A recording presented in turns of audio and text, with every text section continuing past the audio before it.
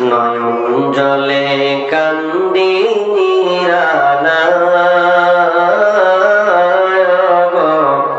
নবীজি রইলাম শুধু আপনারই আশায়। আপনারে দেখিবার মনে চায় নবীজি রইলাম শুধু আপনারই আশায়। নয়ন জলে কান্দি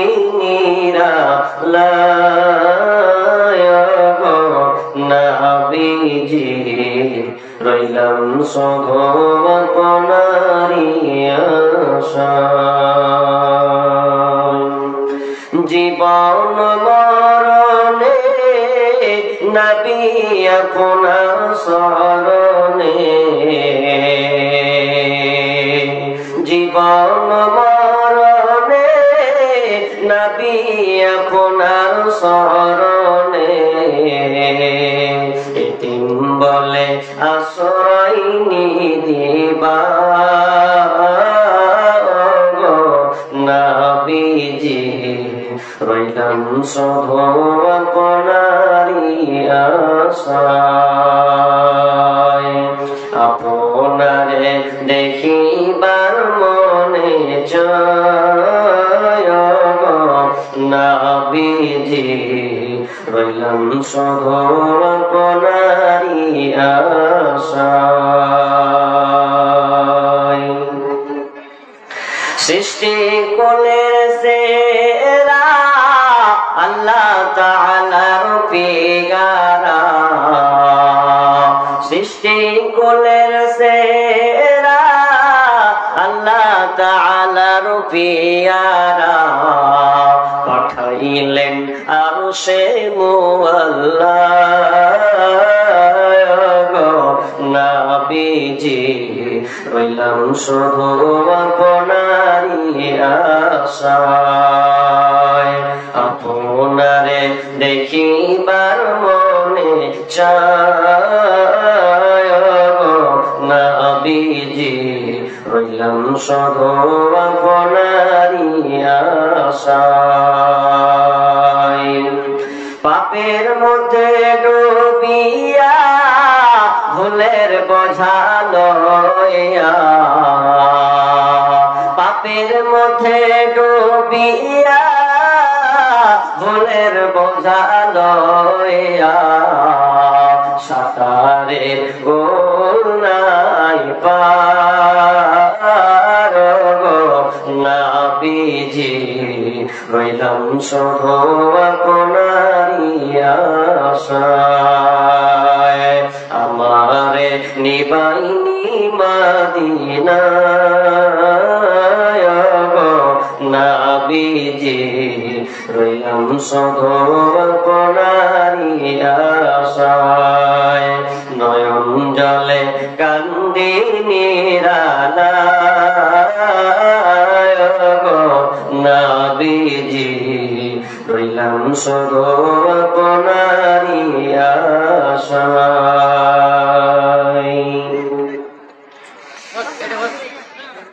উপস্থিত সম্মানীয় সুযোগ্য আজকের এই জলসা স্বনামধন্য সভাপতি, মঞ্চে উপবিষ্ট ওলামায়ে কেরাম, দূর দূরান্ত থেকে আগত সম্মানীয় অতিথিবৃন্দ, আমার সম্মুখে বসে থাকা বিভিন্ন এলাকা থেকে ছুটে আসা ছোট বড় মুমিন ভাই সকল এবং পর্দার আড়ালে প্রজেক্টের মাধ্যমে দেখনেওয়ালি মা ও বোনেরা, প্রথমে সেই মহান মনিবের দরবার প্রশংসা জ্ঞাপন করি যে আল্লাহ আমাদের প্রতি বছরের নাই আজকেও মাদ্রাসার মাহফিল আলোচনা সভা একটি গুরুত্বপূর্ণ একটা দিন আমাদেরকে একত্রিত করেছেন, সেই মহান মনিবের দরবারে আমরা একটু প্রাণ খুলে দিল উজাড় করে একটু আল্লাহর প্রশংসা করে একটু জবান ছেড়ে দিয়ে বলি আলহামদুলিল্লাহ। অতঃপর শান্তি বর্ষিত হোক সকল নবীদের উপর, বিশেষ করে আমাদের শেষ নবী জনাবে মুহাম্মদুর রাসূলুল্লাহ। আমরা সকলে বলি সাল্লাল্লাহু আলাইহি ওয়াসাল্লাম। আলহামদুলিল্লাহ, আল্লাহ লাখ লাখ শুকরিয়া যে আমি সঠিক সময়ে পৌঁছতে পেরেছি। তো আমি আপনাদের সম্মুখে, যেহেতু এটা মাদ্রাসার জলসা, সেই হিসাবে লক্ষ্য রেখে বিষয় এবং তার সঙ্গে অ্যাডজাস্টিং করে আমার আলোচনাটা হবে। তবে আমার আজকে টপিক আলোচ্য বিষয় আমানত, খুবই গুরুত্বপূর্ণ একটি বিষয়। পৃথিবীতে দ্বন্দ্ব কেন, পৃথিবীতে মারামারি কেন, এক অপরকে ভরসা করা যায় না কেন, আপনি আমি শান্তি পাই না কেন, তার মূল একটা বিষয় হচ্ছে আমানত রক্ষা না করা। আমানত মানে গচ্ছিত রাখা, সংরক্ষণ করা, আগলে রাখা।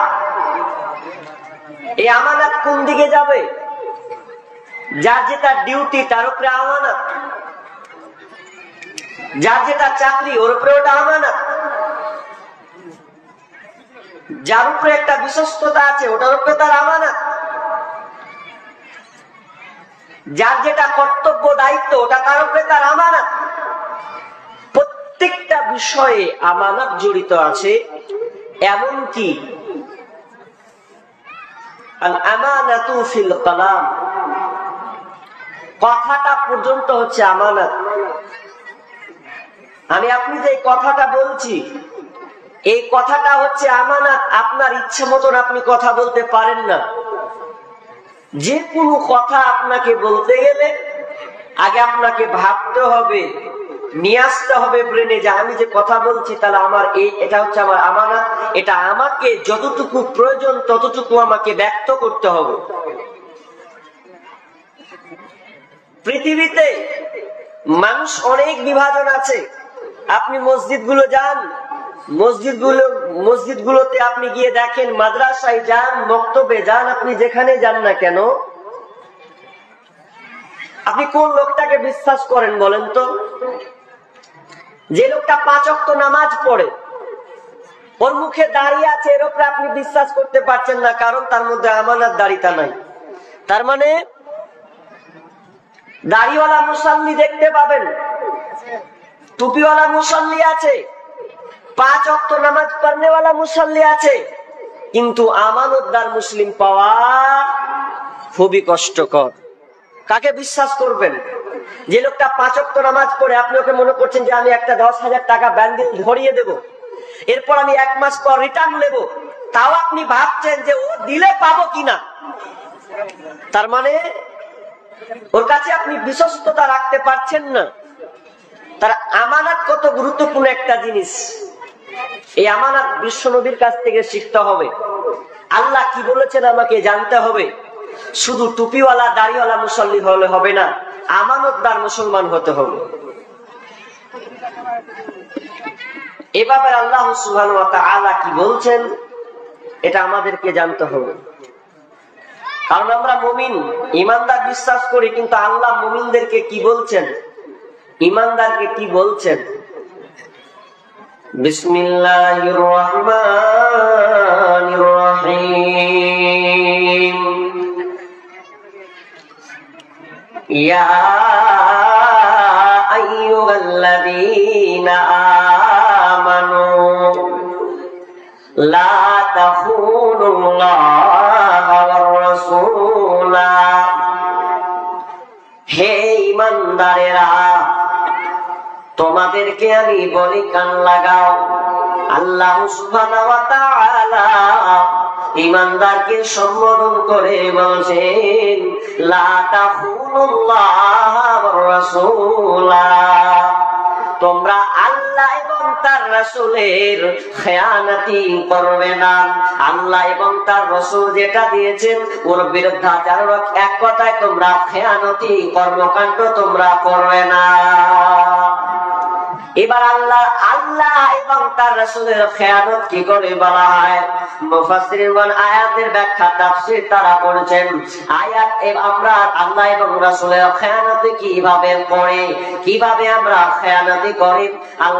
মুহাদ্দিসগণ বলছেন যতগুলো কোরআনের আইন আছে, যতগুলো কোরআনের বিধিবিধান আছে, সমস্ত গুলোকে আপনাকে মানতে হবে। যদি আপনি ওগুলোকে না মানেন, যদি আপনি না কাজে রূপান্তরিত করেন, তাহলে আপনি আল্লাহর খেয়ানতি করলেন। এবার তারা বলছেন ও রাসূলের ক্ষেত্রে নবী যেটা আমাদেরকে নির্দেশ দিয়েছেন, যেটা আমাদের সুন্নাহ, নবী যেটা আমাদের করতে বলেছেন, যদি তার মধ্যে বিপরীত করে দিই তাহলে কিন্তু আমানতের খেয়ানত হবে। অন্য জায়গায় আল্লাহ বলছেন ওয়া মা আতাকুমুর রাসূলু ফাখুযুহু ওয়া মা নাহাকুম আনহু ফান্তাহু। আল্লাহ তাআলা বলছেন নবী যেটা তোমাদেরকে আদেশ দেয় ওটা তোমরা মেনে নাও, নবী যেটা তোমাদেরকে ছাড়তে বলে ওটা তোমরা বর্জন করবে, প্রত্যাখ্যান করবে। কিন্তু যদি আমরা আল্লাহ এবং তার রাসূলের আইনকে যদি না মানি তাহলে কি করা হলো? আমানতের খেয়ানতি করা হলো। যদি কোরআন হাদিস না মানি জীবনে কি হবে গো মরার পরে? যদি কোরআন হাদিস না মানি জীবনে কি হবে গো মৃত্যুর পরে? যদি কোরআন হাদিস না মানি জীবনে কি হবে গো মরার পরে? তাহলে কোরআন এবং হাদিসকে আপনাকে মেনে নিতে হবে, আমাকে মেনে নিতে হবে। যদি না মানা হয় তাহলে এটা আল্লাহ এবং রাসূলের খেয়ানতি হবে। দ্বিতীয় নম্বরে আল্লাহ বলছেন ওয়াতাকুলু আমানাতিকুম, তোমাদের মধ্যে যে আমানতগুলো আছে ওগুলো আমানতের তোমরা খেয়ানতি করবে না, অর্থাৎ আমানতের তোমরা রক্ষা করবে। তোমাদের আপসের মধ্যে, তোমাদের ভাই তোমাদের বন্ধু বান্ধবে যা আপনার কিনে আত্মীয় স্বজন আছে, এক কথায় নিজেদের মধ্যে তোমাদের যদি আমানত রাখা হয় ওটা খেয়ানত করবে না, আমানতে রক্ষা করবে। ওয়ান্তুম তাআলামুন, অথচ তোমরা এর ব্যাপারে জানো। দ্বিতীয় আয়াতটা পড়ে পড়ো। আমানত রক্ষা করবেন, কে কাকে বিশ্বাস করবেন? আপনি আমানত রক্ষা করবেন, ভেজাল আছে। অথচ বিষ্ণু বলছেন কেউ যদি আল্লাহ এবং আমাকে ভালোবাসতে চায়, বিশ্বনবী বলছেন কেউ যদি আল্লাহ এবং তার রাসূলকে ভালোবাসে, তো ভালোবাসতে যদি চাই তাহলে সে তিনটা কাজের সে পদক্ষেপ নেবে। বিশ্বনবী তিনটা কাজকে উল্লেখ করে দিলেন। এক নাম্বার, যখন তুমি কথা বলবে রে, সত্য কথা তুমি বলবে, খবরদার মিথ্যা কথার আশ্রয় নেবে না। তার মানে যদি আপনি আল্লাহ এবং তার রাসূলকে ভালোবাসেন তাহলে এক নাম্বার পয়েন্ট হচ্ছে আপনি সবসময় সত্য কথা বলবেন। এক নাম্বার সত্য কথা। সত্য কথা কত পার্সেন্ট লোককে আপনি বলবেন সত্যবাদী? যাকে আপনি বিশ্বাস করেন ও আমার পক্ষে কথা বলে, তলতল গাছ কাটে, সত্য কথা বলে না বরং আপনার উল্টাটা করে, আপনি কাকে বিশ্বাস করবেন? অথচ আল্লাহ রাসূল সাল্লাল্লাহু আলাইহি ওয়াসাল্লাম বলছেন যদি আল্লাহ এবং রাসূলের ভালোবাসা পেতে চাই প্রথম নম্বর সব সময় সত্য কথা বলবে। সত্য কথা বলবে বলে নাই। স্বামী স্ত্রীকে অনেক সময় সত্য কথা বলে না, তো স্ত্রীও স্বামীকে সত্য কথা বলে না, কথাগুলোকে লুকিয়ে রাখার চেষ্টা করে। হ্যাঁ, মিথ্যা কথা বলা জায়েজ আছে, তাই বলে বলবি জায়েজ আছে ওটাই বলে দেন। বলবো কিভাবে ওটা আগে তাড়াতাড়ি বলেন। মিথ্যা কথা বলা যায় তিন জায়গাতে। যে ওটাই আপনি আমল করবেন নাকি? কিন্তু মিথ্যা কথা যে আপনাকে বলতে হবে না, বাঁচতে হবে। স্ত্রী স্বামীকে পাতলা কিনা গোপন রেখে দেয়, দরকার আছে, আর স্বামীও স্ত্রীকে বলে না। স্ত্রীর স্বামী সংসার করে অথচ কিন্তু দেখবেন তাকে যদি ফোন করা হয় তো ওকে ফোনে পাওয়া যায় না। স্ত্রীকে বলে, আরে তুই কি করছিলি ফোনে? তো বলছে, এই দেখো মায়ের সঙ্গে কথা বলছিলাম। মিথ্যা কথা। তোমার কাছে ফোন করিলে পাইব শুধু ওই টিং, ও গিন্নি কার সাথে করতেছো তুমি ফিল্ডিং, ও গিন্নি কার সাথে করতেছো তুমি ফিল্ডিং। তোমার সাথে তোমার কাছে ফোন করিলে পাইব শুধু ওই টিং, ও গিন্নি কার সাথে করতেছো তুমি ফিল্ডিং, ও গিন্নি কার সাথে করতেছো তুমি ফিল্ডিং। তার কাছে গিয়ে বলে, আপা ফোন করেছে, আবার বলে মা আমায় ফোন করেছে, আবার বলে বাবার কথা, একবার বলে মায়ের কথা, একবার বলে ভাইয়ের কথা, একবার বলে বোনের কথা। আর কতদিন করবা তুমি চিটিং, ও গিন্নি কার সাথে করতেছো তুমি ফিল্ডিং, ও গিন্নি কার সাথে করতেছো তুমি ফিল্ডিং। তোমার কাছে ফোন করিলে পাইব শুধু ওই টিং, ও গিন্নি কার সাথে করতেছো তুমি ফিল্ডিং, ও গিন্নি কার সাথে করতেছো তুমি ফিল্ডিং। নামাজ রোজার ধার ধারে না, মোবাইলে ব্যস্ত, স্বামী তাহার ফোন করিলে কথা কই না সে তো। নামাজ রোজার ধার ধারে না, মোবাইলে ব্যস্ত, স্বামী তাহার ফোন করিলে কথা কই না সে তো। স্বামী বলে প্রাণের বিবি অনেক ভালোবাসি আমি, স্বামী কয় প্রাণের বিবি অনেক ভালোবাসি আমি, কিন্তু তোমায় দেখি শুধু ওই টিং, ও গিন্নি কার সাথে করতেছো তুমি ফিল্ডিং, ও গিন্নি কার সাথে করতেছো তুমি ফিল্ডিং। তোমার সাথে ফোন করিলে, তোমার কাছে ফোন করিলে পাইব শুধু ওই টিং, ও গিন্নি কার সাথে করতেছো তুমি ফিল্ডিং, ও গিন্নি কার সাথে করতেছো তুমি ফিল্ডিং। স্ত্রীকে বিশ্বাস করা যায় না, স্ত্রী স্বামীকে বাদ দিয়ে পরকীয়ায় লিপ্ত হয়েছে, এই যে মিথ্যা কথা। অথচ না না, কেউ যদি আল্লাহ এবং তার রাসূলের ভালোবাসা পেতে চায়, এক নম্বর সৎ বিশ্বনবী বললেন, যখন তুমি কোনো কথা বলবে রে সত্য কথা বলবে। নাম্বার দুই, বিশ্বনবী বললেন, দ্বিতীয় নম্বর আমানত রক্ষা করবে। কেউ যদি তোমাকে আমানত দেয়, খবরদার আমানতের খেয়ানতি করবে না, তুমি আমানত রক্ষা করবে। তিন নাম্বার বিশ্বনবী বললেন, এবং তুমি প্রতিবেশীর সঙ্গে ভালো ব্যবহার করবে। দ্বিতীয় নম্বর বললে আমানত রক্ষা করা। আমানত বিষয়টা খুবই জটিল।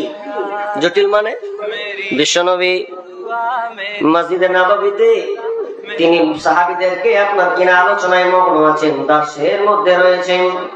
এমন সময় একজন বিদুইন সাহাবী আপনি বলছেন, ইয়া রাসূলুল্লাহ, কিয়ামত কখন হবে? কিয়ামত কখন হবে? বিশ্বনবী কোনো কান দিলেন না, কোনো কথায় উত্তর তিনি দিচ্ছেন না।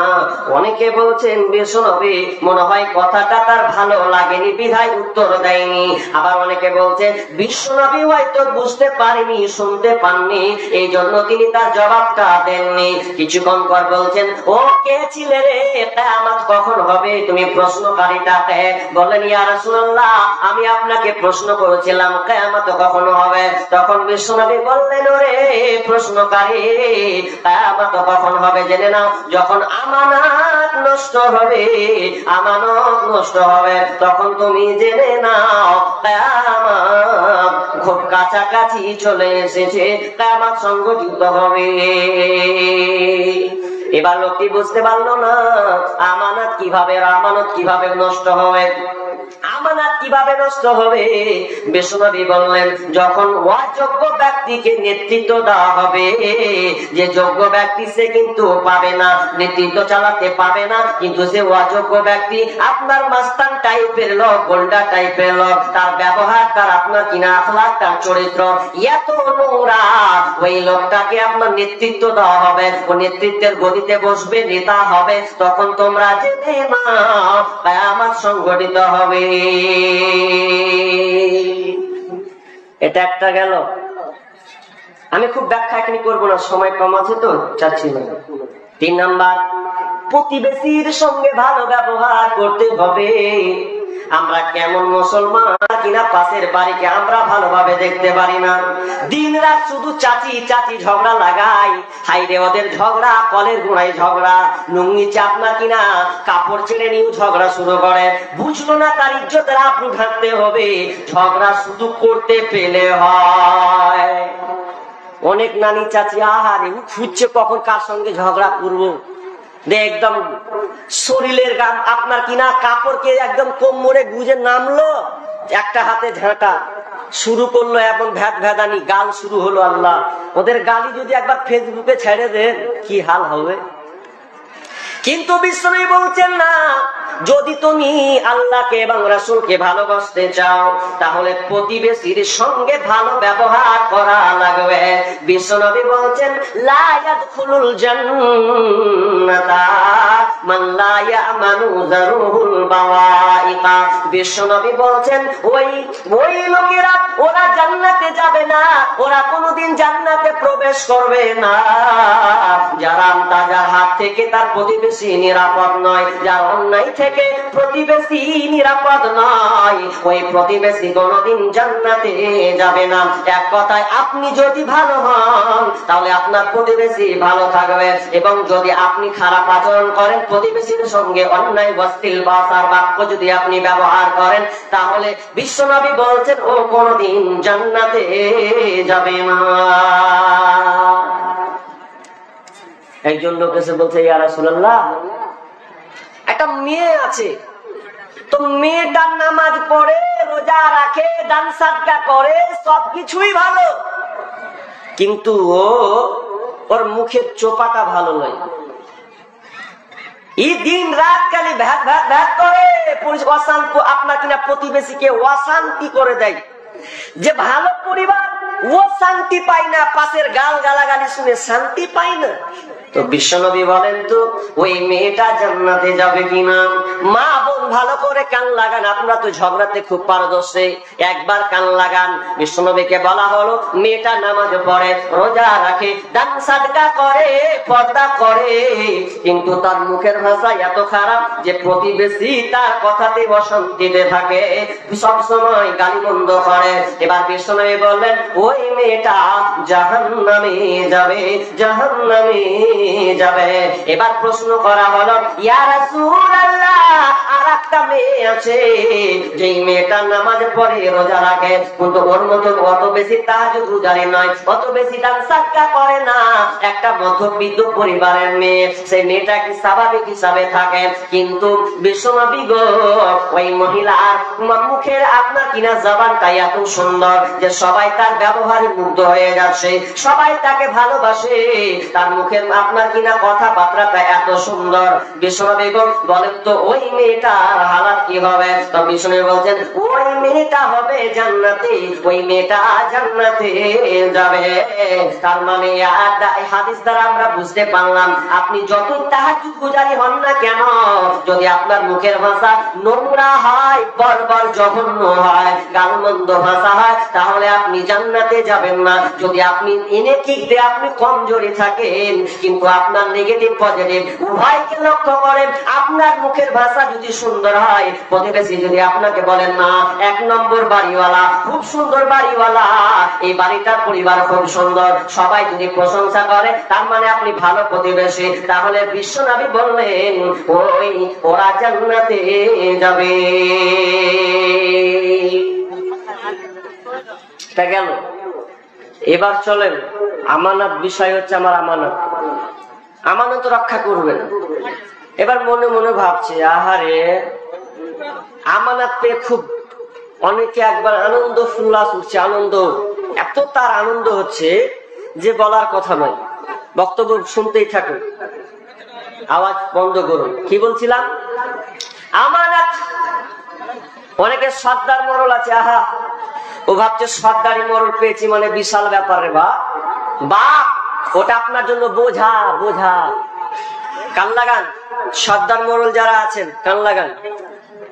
সর্দার হ্যাঁ, আমাদের মুর্শিদাবাদে মারামারি হয়, ওকে যখন বলছে, ওর যখন নাম লিস্টে উঠলো না তখন কোথায় হবে, হট দরকার নাই, সারা 10টা নিয়ে আমরা কি মরল হবো, আমি সর্দার হব, দরকার নেই, আমার পরিবারে যেটি আছে বংশ এটি গেলে হবো, মারামারি। আবার অনেকে সর্দার পদ পেলে আবার ছাড়তে চাই না গো।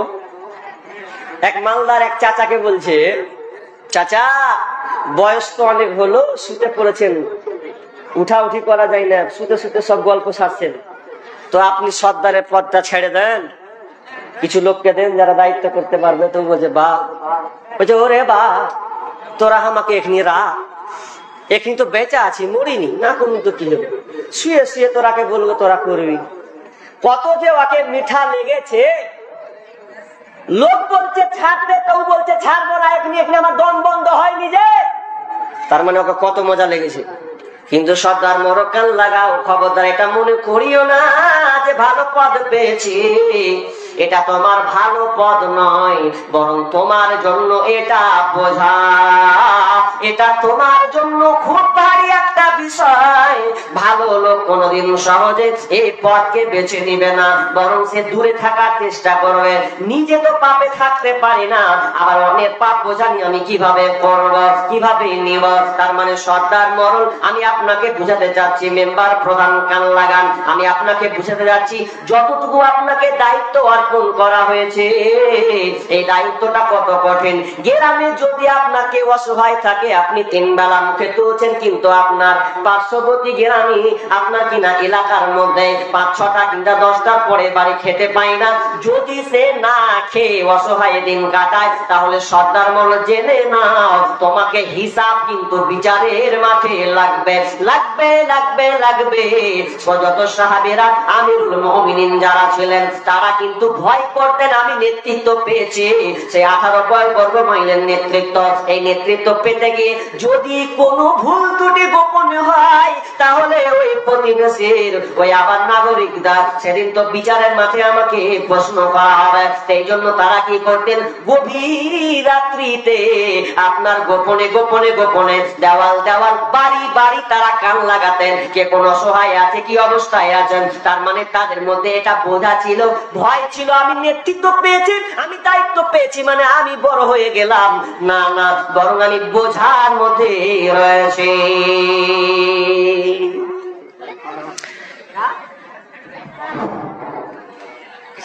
মারিয়া গ্রামের একটা বাচ্চা হারিয়ে আছে, নাম তহিদ আলম। মারিয়া গ্রামের একটা বাচ্চা হারিয়ে আছে, স্টেজে আছে, তো বাচ্চাটা খুব কান্না করছে, আপনি নিয়ে যান। কই জি বাচ্চাটা? হ্যাঁ না, এবার দেখা তো এলি আই তোরে, আয় এদিকে। বেটা না বেটি গো? ছেলে আছে, তাও ছেড়ে দিছে জি? হ্যাঁ, দিলে 2-3 লাখ টাকা নিয়ে নেবে। বাচ্চাটা কাঁদছে ভাই, কার আছে নিয়ে যান। তোর বাপের নাম জানো? কে? মোহাম্মদ বাসিরউদ্দিন। কত কান্না করছে রে আল্লাহ রে ভাই, ছেলেটাকে আপনারই? সুবহানাল্লাহ। ছেলে ছাড়বো না করে, এত দামি ছেলে ছেড়ে দিচ্ছেন গো, আজকালকার খুব দামি নয়, দামি তো বর্তমানে। আর পিসের বাড়ি এখানে। আচ্ছা আচ্ছা, ওর বাড়ি আছে, ওর বাপ আছে, ওর আব্বা আছে না? নেই, ওর আব্বা নাই। নেই, তা কিছু মাল টাল ঝাড়তে হতো যে। হ্যাঁ, এত দামি জিনিস পোশাক কিছু দেবে না মানে, কিছু নিয়ে আসেন, দেখ কিছু দিয়ে যান, না তো পরে করে অবস্থা খারাপ হবে। আচ্ছা না হোক, নিয়ে যান। 200 টাকা। আচ্ছা দেন, মাশাআল্লাহ, যাক 200 টাকা তো হবে, জায়গা। সুবহানাল্লাহ, মাশাআল্লাহ। 200 টাকা ঘুরিয়ে দেবো, 300 টাকা নাকি? 300 টাকা ঘুরিয়ে দেবো, মুরব্বী মানুষ। আচ্ছা জায়গা, জায়গা যান। কি বলছিলাম ভাই জানেন? জানবাজি আল্লাহুম্মা সাল্লি আলা মুহাম্মাদ বারাক আলা হায়াকালা বারাকাল্লাহ। আল্লাহ তাআলা কালা তুমি কবুল করে নাও, যত সিরিয়া আপনি নাসা পূর্ণ করে দাও, আমিন সুম্মা আমিন। কি বলছিলাম গো? আমানত।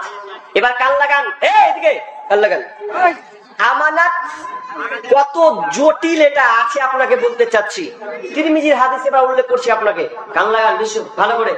যারা মেম্বার, প্রধান, মরল, সর্দার, এক কথায় যে যে যার দায়িত্বে আছেন সকলকে আমি বলছি, যারা দায়িত্বের মধ্যে রয়েছেন ভালোভাবে কান লাগান। কি বলতে চাচ্ছি, আমাকে গালি দিয়ে কোনো লাভ হবে না, আমি আপনাকে শুধু হাদিসটা আপনাকে শোনাচ্ছি। বিশ্বনবী বলছেন যারা দায়িত্ব পেয়েছে, পদ পেয়েছে, তারা যেন তিনটা কথা সব সময় মনে রাখে। তার আগে আমি আপনাকে দু একটা উদাহরণ দিই যে আমার আপনার কিনা আমানত কত জটিল একটা বিষয়। সেটা হচ্ছে এই, আপনাকে কেউ 10,000 টাকা দিল, কেউ আপনাকে 10,000 টাকা দিল, ওই 10,000 টাকা আপনি রাখলেন আমানতের সঙ্গে, কিন্তু দেখা গেছে আপনি 10,000 টাকা আপনি কি করলেন, মরে গেলেন, 20,000 টাকা জমা আছে। এখন ছেলেরা বলছে আব্বা 20,000 টাকা কিসের, আমরা চল ভাগ করে নিলাম। এবার যদি আপনার ছেলেরা ভাগ করে নেয়, মেয়েরা যদি ভাগ করে নেয়, তাহলে ওটা তো আমানতের টাকা ছিল। এবার যদি কেউ এই টাকাটা চাইতে আসে, তোমার আব্বার কাছে আমি 20,000 টাকা জমা দিয়েছিলাম, এখন ছেলেরা যদি বলে ওরে কে তুমি, আমার আব্বা তো শুনলাম নাকি কখন তোমাকে টাকা দিয়ে দিয়েছে, আবার কেন টাকা চাইতেছো, আমার এই ব্যাপারে জানি না। কত কঠিন বিষয় বন্ধুরে। আপনি কিন্তু মারা গেলেন, হায় হায়। এমনকি এটাও হতে পারে আপনি টাকা পাবেন একজনের কাছে, একজনের কাছে আপনি টাকা পাবেন। এখন টাকাটা আপনি চাইতে গেলেন, তো টাকা চাইতে গিয়ে বলছেন তোমার আব্বা আমার কাছ থেকে টাকা নিয়ে চলে গেছে। তার মানে কত আপনার লোভী একটা বিষয়, কত মারাত্মক একটা বিষয়। এই জন্য বিশ্বনবী বলছেন ওরে পৃথিবীর মানুষ, তোমরা যারা দায়িত্ব পেয়েছো, পদ পেয়েছো, মাথায় তিনটা কথা সব সময় মনে রাখবে। কি সেই তিনটা কথা? এক নাম্বার, আউয়ালুহা মালামাতুন, সানিহা নাদামাতুন, ওয়াসালিসুহা আযাবু ইয়াউমাল কিয়ামাতি ইল্লা মান আযালা। এক নাম্বার হচ্ছে আউয়ালুহা মালামাতুন, এক নাম্বার সে লান্তান লান্তান করবে, তার মধ্যে লান্তান লান্তান শুরু হবে। কেমন সেই লান্তান লান্তান করবে? সেটা হচ্ছে এই রকম যে পদ যখন পাবে, পদ যখন সে পাবে, মেম্বার হবে, প্রধান হবে, মুখিয়া হবে, যখন সেই পদটা পাবে, তাকে যখন সরকার থেকে কোনো দায়িত্ব দিবে, ধরলেন ওকে একটা রাস্তা করতে দেওয়ার দায়িত্ব দেওয়া হলো, এই গ্রাম দিয়ে একটা বিশাল বড় একটা রাস্তা যাবে, রাস্তাটা হবে কতটা আপনার কিনা 10 ইঞ্চি মোটা হবে। এখনো সুযোগ পেয়ে 10 ইঞ্চি করলে ঘোড়ার ডিম 3 ইঞ্চি করে ঢেকে দিয়েছে। 7 ইঞ্চি গেল আপনার কিনা মেম্বার প্রধানের পকেটে, 3 ইঞ্চি রাস্তা হলো। এবার লোকগুলো হাঁবে এলান তো হয়েছিল, 10 ইঞ্চি কথা মেরেছে 3 ইঞ্চি, তখন চা খাবার গেল দিবে। কেমন মেম্বার ভাই, শুধু গাল দিবে, মানে লান্তান লান্তান শুনবে, খালি গাল দিবে বারবার যে উমুকের টাকায় হলো, খেয়ে নিলে সবই। আপনাকে কি করবে? সব সময় তিরস্কার করবে। লান্তান লান্তান মানে তিরস্কার করা, আপনাকে তিরস্কার করবে। কেমন মুখের বেটাকে প্রধান বানালাম, মেম্বার বানালাম, রাস্তার 12টা বাজিয়ে দিয়েছে, যখন হ্যাঁ জয়জন রাস্তা দিয়ে যাবে আর গাল দিবে মুখের বেটা করেছে। তার মানে বিশ্বনবী বলছেন তুমি প্রথম পদ পেয়েছো, মানে তুমি ভেবে নিও না তোমার কাজে যদি ভুল বেরিয়ে যায় তাহলে তোমাকে লান্তান তিরস্কার তোমাকে শোনা লাগবে। নাম্বার 2, সালিসুহা নাদামাতুন, এবং তোমাকে অনুতপ্ত হওয়া লাগবে। কেমন মনে হবে তোমার দ্বিতীয় ধাপটা, দ্বিতীয় স্তরটা, তোমার হাত পা চুলকাবে, খালি ভাববে না হারে 5 বছর পদে ছিলাম, হাত ছাড়া হয়ে গেছে, যদি আর 5 বছর পেতাম তো কত না ভালো হতো। কিন্তু বন্ধুরে, আপনি হাত পা চুলকেও কোনো আপনার লাভ হবে না। কেন? আপনি এমন করে 5 বছর দায়িত্ব নিয়েছেন, 5 বছরে বিশাল বড় বাড়ি করেছেন। মালদার দিকে এক জায়গায় ঢুকলাম, গ্রাম দিয়ে ঢুকতে যাচ্ছি, নাম বলবো না, তো 12টা বাজবে, তো কি গ্রামে ঢুকতে যাচ্ছি, তো বলছে মনি সাহেব এটা হচ্ছে প্রধানের বাড়ি। ক বছর পর? 5 বছর। কি করে? কিচ্ছু নাই, এমনি প্রধান, লেখাপড়া 0। বাড়ি দেখছি, ওরে সুবহানাল্লাহ, এত সুন্দর করে ভেতর মার্বেল, বাহির মার্বেল, এত সুন্দর করে ও সাজিয়েছে। আমি বলছি 5 বছরে এত তাড়াতাড়ি বাড়ি করে নিল গো, সুবহানাল্লাহ। ও এবার যখন ছাড়া পাবে, ও যে 5 বছর মারলো, টাকা খেলো, এবার যখন ছাড়া পাবে মনে মনে খালি সুন্দর ভাববে 5 বছর করলাম আর 5 বছর যদি পেতাম। বারবার খালি গাল চুলকাবে, পা চুলকাবে, অসহায় মনে করবে, একটা অনুতপ্ত তার মধ্যে বিরাজ করবে। বিষ্ণু বলছেন 3 নম্বর শুনে নাও, ওয়াসালিসুহা আযাবুল ইয়াউমাল কিয়ামা, এবং কিয়ামতের দিন তাকে শাস্তি প্রদান করা হবে, কিয়ামতের দিন তাকে বুঝিয়ে দিতে হবে। যদি সে 3 নম্বরই করে, 2 নম্বরই কাজ করে, সেদিন তাকে বুঝিয়ে দিতে হবে। বুঝে 5 বছর পদ পেয়েছে, 10 বছর পদ পেয়েছে, 1 বছর পদ পেয়েছে, সেই 1 বছরের লিস্ট সেদিন কিয়ামতের দিন তাকে বুঝিয়ে দিতে হবে। এর জন্য রয়েছে শাস্তি, ইল্লা মান আদালা, তবে যারা ন্যায়ের সঙ্গে, আপনার কিনা ন্যায়ের সঙ্গে, ইনসাফের সঙ্গে যারা নেতৃত্ব দিয়েছে ওরা মাত্র বেঁচে যাবে। তবে যারা এই নেতৃত্ব পেয়ে মানুষকে, আপনার কিনা জনগণকে বোকা বানিয়েছে, তার জন্য রয়েছে তো খাতরা বিষয়। 3টা কথা সবসময় মনে রাখবে। বিশ্বনবী বলছেন লা ঈমানা লিমান লা আমানাতা লাহু, ও ঈমান নাই যার আমানতদারিতা নেই, যে আমানত রক্ষা করতে পারে না।